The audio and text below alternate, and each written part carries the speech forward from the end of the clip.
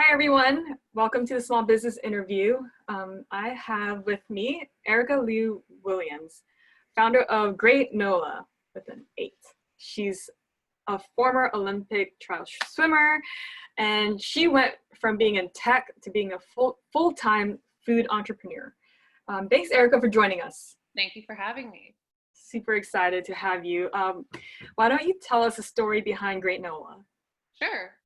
So this is actually a funny story since my audience is Intuit. But I actually was a former Intuit employee by means of acquisition. So after graduating college in 2008, I started my career in tech.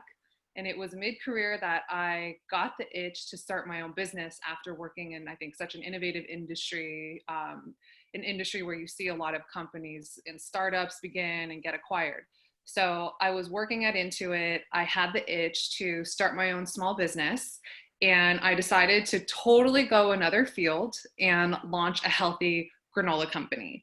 And this was purely, I would say, by happenstance. So the granola itself was never meant to be the business. It just happened to be something I was making at home for my husband and I from this post Super Bowl 30-day long cleanse we do, where we eliminate bad things like refined sugars, GMOs, processed foods, fried foods, alcohol, etc. And so year after year, we would embark on this 30-day diet, and we'd really get tired of resorting only to fruit when we wanted something sweet and crunchy. And I just happened to be watching Food Network, which is kind of the revolving 24/7 channel on my TV. And I saw Alton Brown, one of my favorite celebrity chefs, make granola on his episode of Good Eats.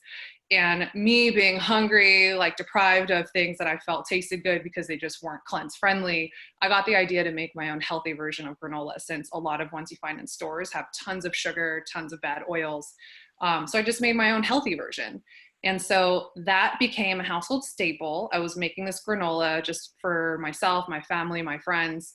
And then I decided one day when I got this entrepreneurial itch to just kind of lean startup it. So start really small, see if people would like the product as much as me, my family, and my friends did, and would people actually buy the product repeatedly.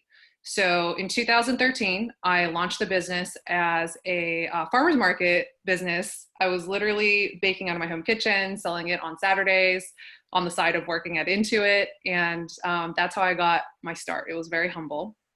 But shortly after launching the business, one of my friends who worked at Google, right across the street from you guys, she offered to connect me to their food team. And from there, the Google team liked my product enough to invite me to one of their big snack fairs, where they invite food and beverage vendors to sample their products to employees, and employees basically get to vote for what they want in their micro kitchens. Long story short, I got Gr8nola voted into Google. That became my first customer outside of the farmer's market consumer. And it really demanded me to scale really quickly, where I went from home baking 20 pounds of granola a week to suddenly having to fulfill an order for 1,500 pounds and submitting pallet specs and case packs and all this stuff that just went over my head because I was like a 3-month-old entrepreneur. I continued to just side hustle my business. I never quit my job. I actually ended up leaving Intuit to join another tech startup. And over the course of about 5 years, I side hustled my granola into all these Silicon Valley pantries. So I'm still in Google 6-7 years later. I know I supply Intuit in San Diego. I'm in Twitter, a lot of other tech companies. I don't want to name any competitors, obviously. And I also sell online on Amazon and my website. And then I'm in, I would say, like a handful, less than 100 stores, mostly locally in Northern California and some in Southern California. And I'm full-time. I finally went full-time on my business. So I've been full-time for a little over 2 years now. That's amazing. It's like a really bold move to move from tech to food, and it's so different. And you're doing very well. You've been featured on Forbes, Business Insider, like Entrepreneur. Everyone seems to really love it. So you mentioned, and your ingredient profile is actually really attractive. It's cleansing, and your ingredients are so clean. So let me share my screen so people can see kind of like a cool little visual. I'm gonna share screen. Let me know if you can see that. And So we got this cool little chart here. Here's Gr8nola. We got clean ingredients.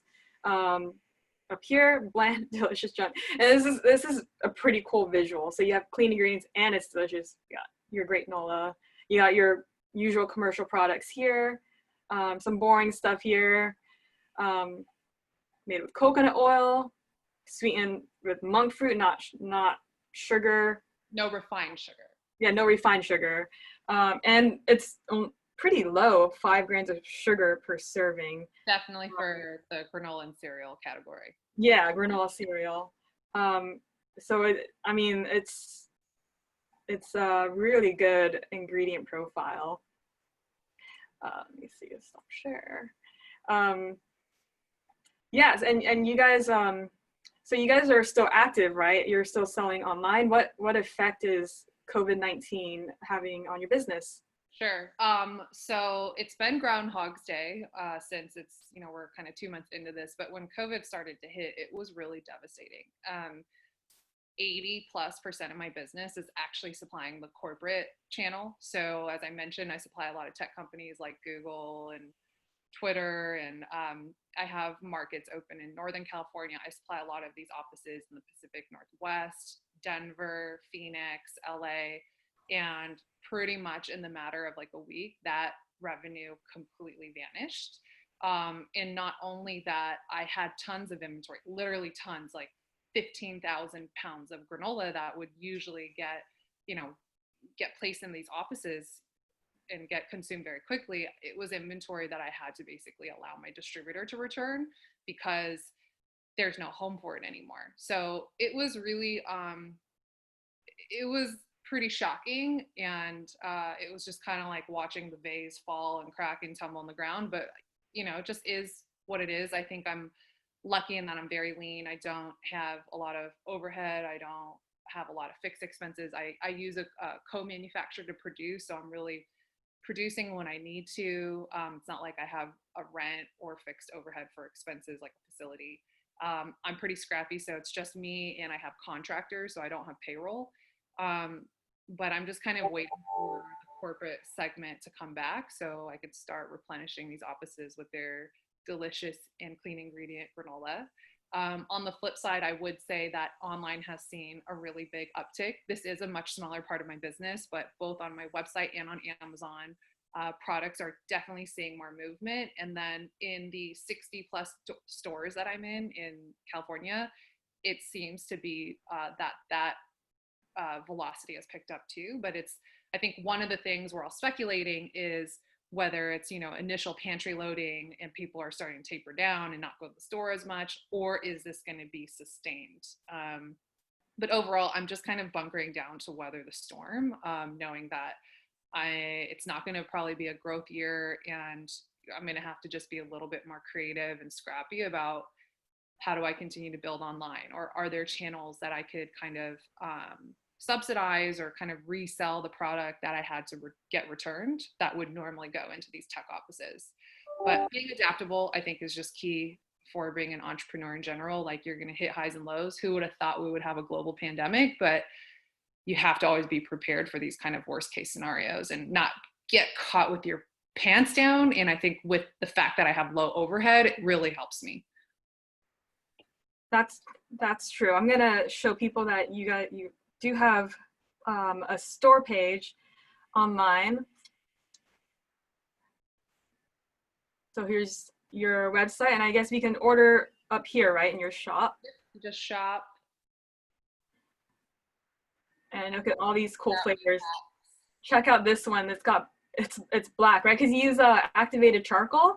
Yeah, it's got activated charcoal, which has no taste. It just gives it the color. I would say the flavor profile is a little bit more like coconut, but this one is definitely one of my top sellers. And then I have a turmeric infused flavor, a chai flavor, cacao, matcha, and then there's kind of standard kind of grocery size packs, as well as mini packs and bulk 5-pound bags. Yeah, and everyone's buying bulk nowadays. But if you want a portion control, yep, that's true. Little gifts. Could be little gifts. Very cool.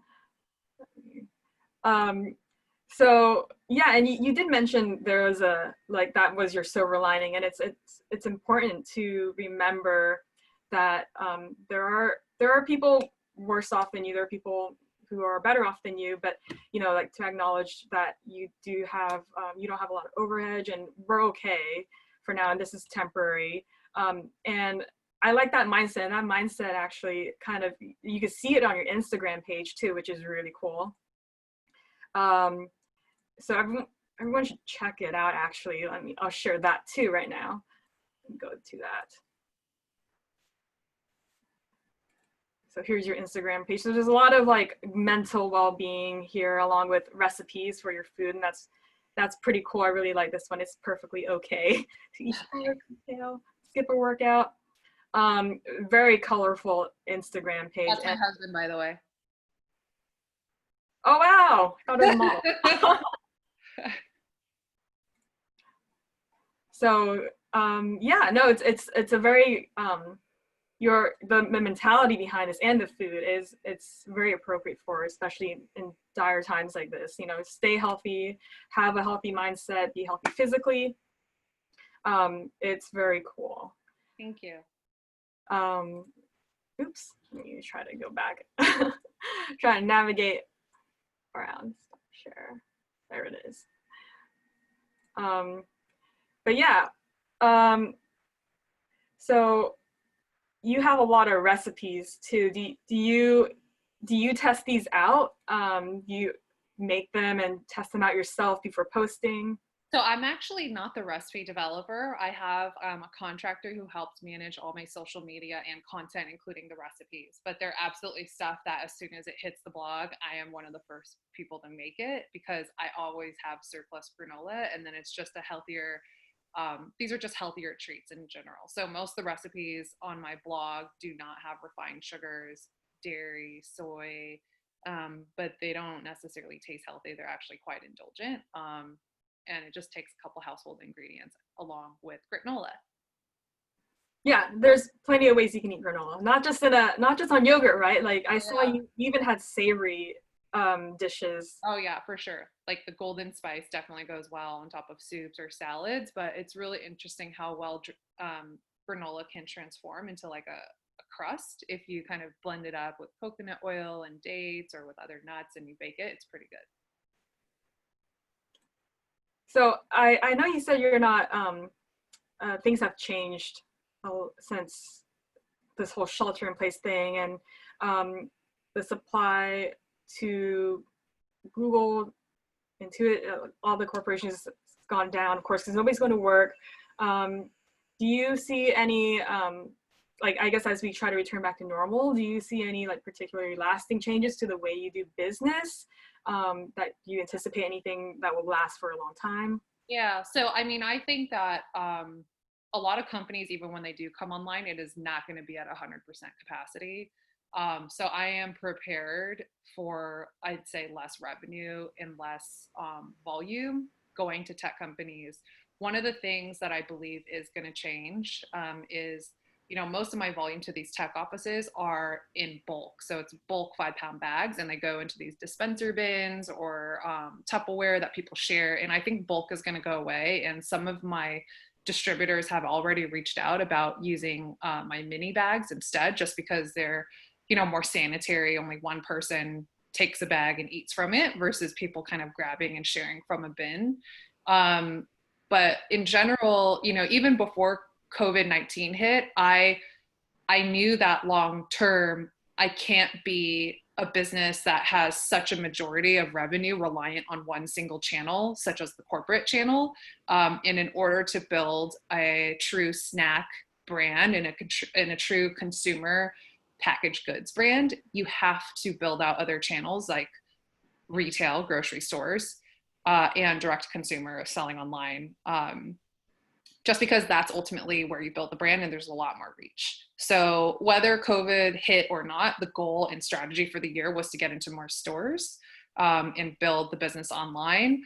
But now, because I don't have as much volume and revenue coming from the corporate channel, which was sort of my bread and butter cash generating channel, I'm just going to have to go at a much slower and conservative pace. But given the fact that I've been bootstrapped since inception and I've stayed pretty scrappy and lean, I have no problem with that mentality. I've never really been so bullish about growth over the cost of all profitability. And I think you see time over time too many companies doing that, and then they kind of run themselves into the ground. Yeah, I think individual packaging is going to be one of the main changes. Yeah, because people don't want people serving food, touching their food. So knowing that it's just them that touch it is kind of, you know, peace of mind until we get a vaccine or something out there. Then even then it will take some changes. We're gonna just pick up. We're gonna have these as habits now. So, but yeah, retail stores would be a good way to go and kind of get your product out. And you know, I guess I wanted to show people something fun. You had Halle Berry eating your granola and raving about it in a video online, and that was a surprise to you, right? You want to describe that moment? Where how did you like come across this video?